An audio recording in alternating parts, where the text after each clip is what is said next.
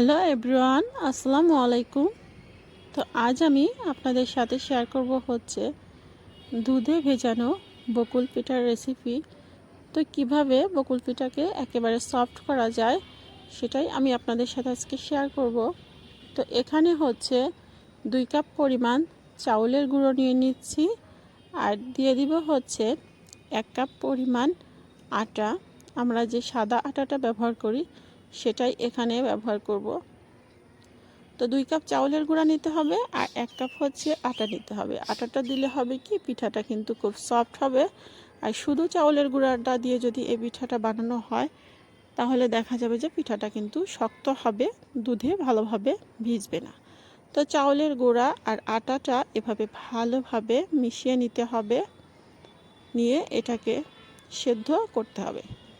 তো চুলায় আমি একটি প্যান বসিয়ে দিয়েছি, দিয়ে এখানে পরিমাণ মতো পানি দিয়ে দিয়েছি।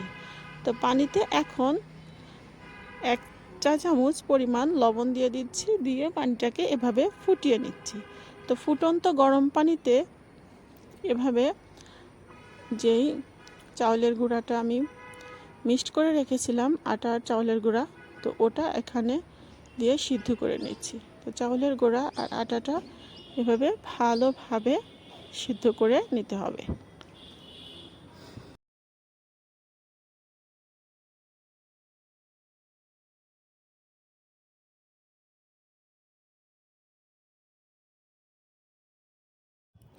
হাতে একটু সময় নিয়ে আটাটাকে বেশ ভালোভাবে কড়াইয়ের মধ্যে এভাবে সিদ্ধ করে নিতে হবে। আটাটা যত ভালোটা সিদ্ধ হবে পিঠাটা কিন্তু ততটাই সফট হবে। তো আটাটা সিদ্ধ আমার হয়ে গেছে। তো এ পর্যায়ে হচ্ছে আমি 2টো ডিম দিয়ে আটাটাকে মেখে নিব। ডিমটা দিলে হয় কি, পিঠাটা কিন্তু বেশ ভালো সফট এবং নরম হয়। তো আটার অনুযায়ী বা চাউলের গুঁড়া আর আটার যে মিশ্রণটা, এই সেদ্ধ আটার অনুযায়ী কিন্তু ডিমটা বাড়িয়ে বা কমিয়ে নিতে হবে। তো আটাটাকে বা চাউলের গুঁড়ো সিদ্ধ করার পর ওটাকে আমি কিন্তু বেশ ভালোভাবে গরম অবস্থাতে মোলায়েম করে নিয়েছি বা মেখে নিয়েছি। তো তারপরে এরকম ছোট ছোট লিচি আকারে আমি বল তৈরি করে নিয়েছি।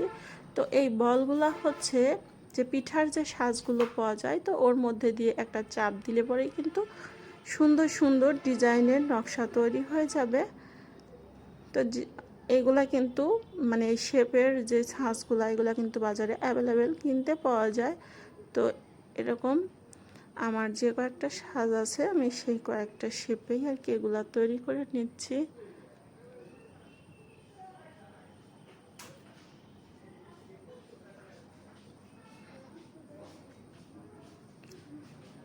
তো আমার বেশ কয়েকটি পিঠা বানানো শেষ হয়ে গেছে।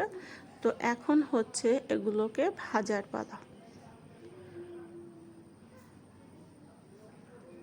তো অনেকগুলা পিঠাই হয়েছে। তো এখন পিঠাগুলোকে আমি একটু তেলের মধ্যে দিয়ে ভেজে নিব। তো পিঠাগুলো ভাজার আগে পিঠাগুলো কিন্তু আমি দুধের মধ্যে ভেজাবো।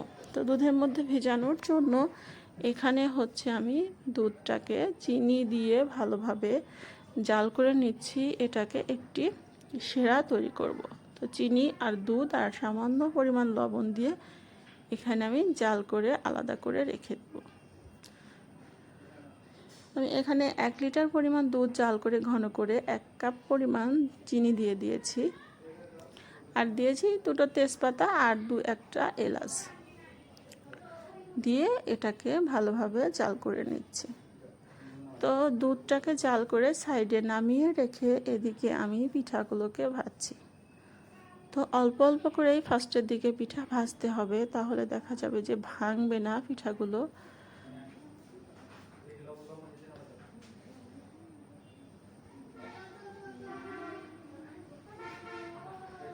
তো ফার্স্ট দিকে অল্প করে ভাজা হয়েছে, তারপরে একটু বাড়িয়ে দিয়েছি।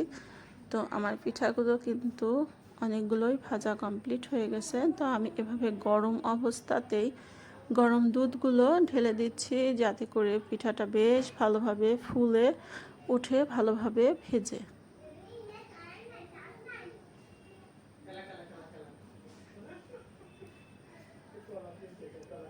পিঠাটা ভাজাও যেমন সুন্দর হয়েছে, সেরকম ভিজছিল খুব ভালো মতো।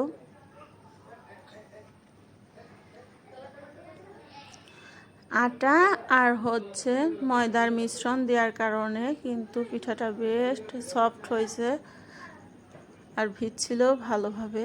তো এখন দুধটা অনেক দেখা যাচ্ছে, কিন্তু পরে যেরকম ফুলে সমস্ত দুধ কিন্তু পিঠাগুলো চুষে নিয়েছে, তারপরে যেরকম দুধগুলা কমে গেছে আর পিঠাগুলো কিন্তু ফুলে একেবারে ডাবল হয়ে গেছে।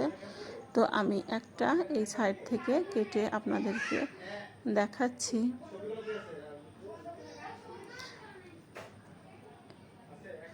একেবারে কিন্তু নরম তুলতুলে হয়ে গেছে, এই যে সফট হয়ে একেবারে ভেঙে যাচ্ছে। তো সবাই ভালো থাকবেন, সুস্থ থাকবেন।